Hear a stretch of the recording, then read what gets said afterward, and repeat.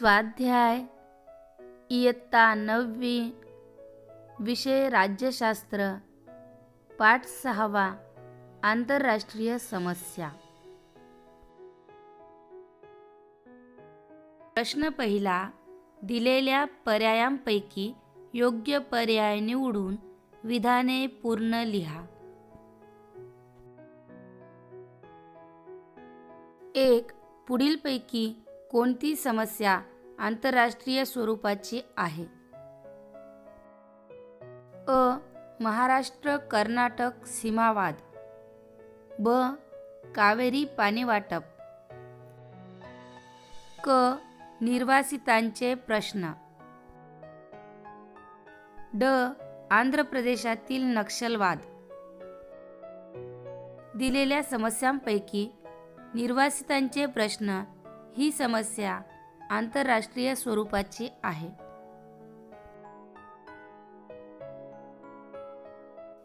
2. पुढीलपैकी कोणत्या हक्काचा समावेश मानवी हक्कामध्ये होत नाही? अ. रोजगाराचा अधिकार. ब. माहितीचा अधिकार. क. बालकांचे अधिकार. ड. समान कामासाठी समान वेतन. दिलेल्या हक्कांपैकी माहितीचा अधिकार या हक्काचा समावेश मानवी हक्कामध्ये होत नाही.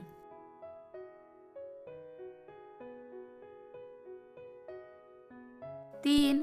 पुढीलपैकी कोणता दिन आंतरराष्ट्रीय स्तरावर साजरा केला जातो? अ. शिक्षक दिन. ब. बाल दिन. क. वसुंधरा दिन. ड. ध्वज दिन. वसुंधरा दिन हा आंतरराष्ट्रीय स्तरावर साजरा केला जातो.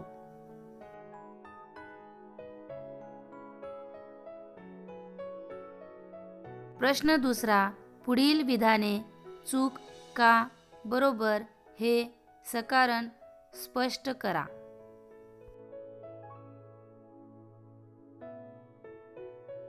1. पर्यावरणीय ऱ्हासावर उपाययोजना शोधण्यासाठी सर्व राष्ट्रांनी सहकार्य करणे गरजेचे आहे. हे विधान बरोबर आहे.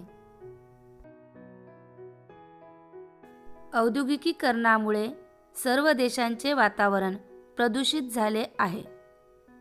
तेलाच्या व वायूच्या गळतीमुळे तसेच अणुऊर्जा भट्ट्यामधून होणारा किरणोत्सर्ग यामुळे पर्यावरणाला धोका निर्माण झाला आहे. हा धोका एका राष्ट्रापुरता मर्यादित राहत नसून जगातील सर्वच राष्ट्रांवर त्याचे दीर्घकालीन परिणाम होत आहेत. म्हणून जागतिकीकरणाच्या या काळात पर्यावरणीय ऱ्हासावर उपाययोजना शोधण्यासाठी जगातील सर्वच राष्ट्रांनी सहकार्य करणे गरजेचे आहे.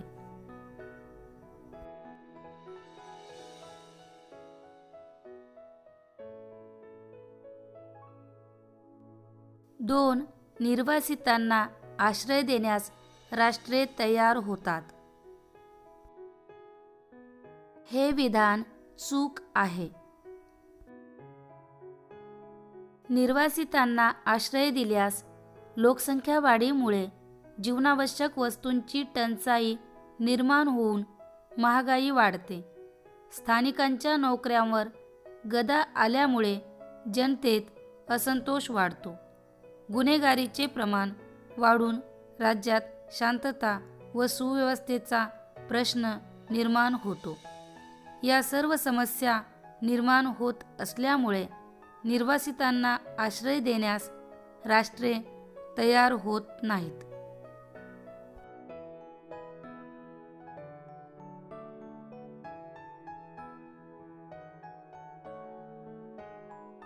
प्रश्न तिसरा, पुढील संकल्पना स्पष्ट करा.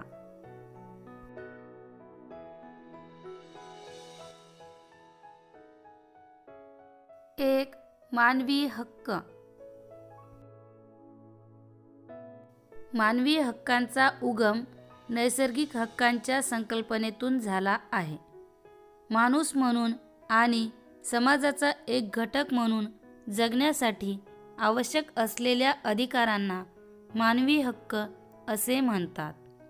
मानवी हक्कांमध्ये जीविताचा, अन्न, वस्त्र, निवारा, शिक्षण व आरोग्य या प्रमुख हक्कांचा समावेश होतो. नागरिकांच्या हक्कांचे संरक्षण करणे ही शासनाची महत्त्वाची जबाबदारी असते. मानवी हक्क राज्यातील सर्व जनतेला मिळवून देण्याची जबाबदारी त्या राज्याच्या शासनाची असते.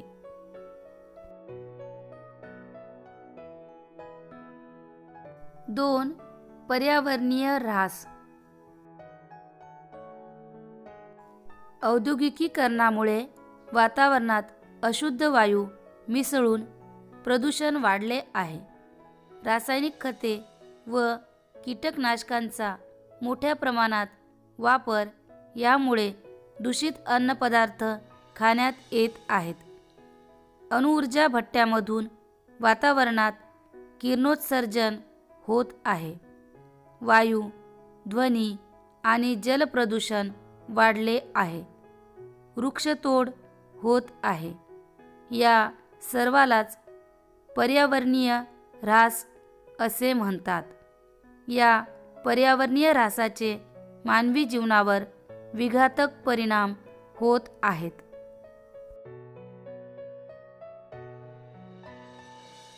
3.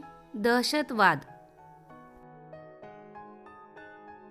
आपली आर्थिक आणि राजकीय उद्दिष्टे साध्य करण्यासाठी हिंसेचा वापर करून समाजात भीती निर्माण करणे, दहशत पसरवणे, धमकी देणे या कृतीला दहशतवाद असे म्हणतात.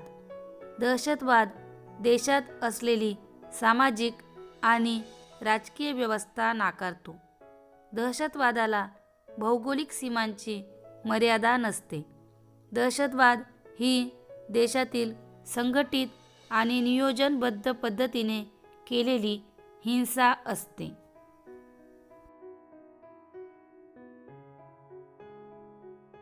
प्रश्न 4. पुढील संकल्पनाचित्र पूर्ण करा.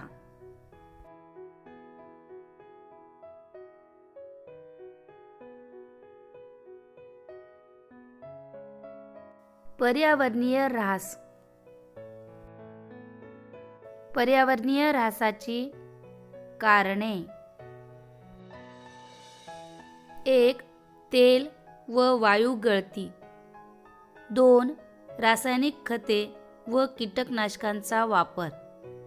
3. वाहनांचे ध्वनी प्रदूषण. 4. अणुभट्ट्यांचे किरणोत्सर्जन. पर्यावरणीय ऱ्हासाचे दृश्य परिणाम. 1. वनस्पती व प्रजाती नष्ट होणे. 2. ओझोन थर विरळ होणे. 3. तापमानात वाढ होणे. 4. नवीन रोगांची निर्मिती होणे. पर्यावरणीय ऱ्हास होऊ नये यासाठी उपाययोजना. 1. जंगलांची वाढ करणे. 2. वायू, ध्वनी व जलप्रदूषण रोखणे. 3. जैवविविधतेचे रक्षण करणे. 4. वृक्षतोड थांबवणे व वृक्षारोपण करणे.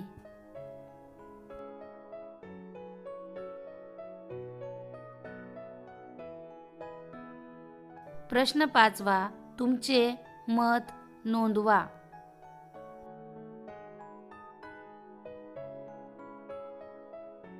1. मानवी हक्क प्रस्थापित करण्यासाठी भारताची भूमिका स्पष्ट करा.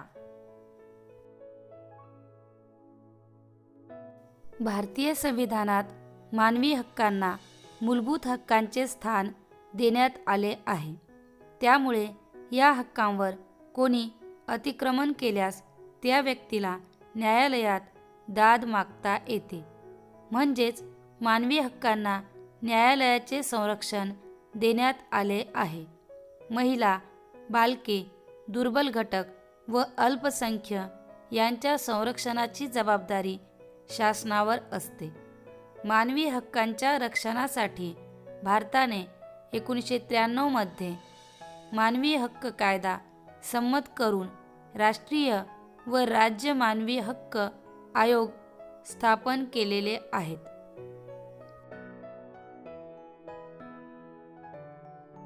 दोन, दहशतवादामुळे काय परिणाम होतात हे सांगून दहशतवादाला आळा घालण्यासाठी उपाय सुचवा.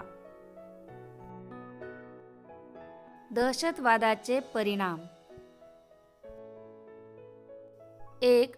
मोठ्या प्रमाणात निरपराध माणसे मारली जातात. 2. कुटुंबे उद्ध्वस्त होतात, मुले निराधार होतात. 3. समाज हिंसेच्या भीतीखाली राहिल्याने समाजाचा विकास होत नाही. 4. मानवी हक्क पायदळी तुडवले जातात. 5. राष्ट्रांचा विकास होत नाही.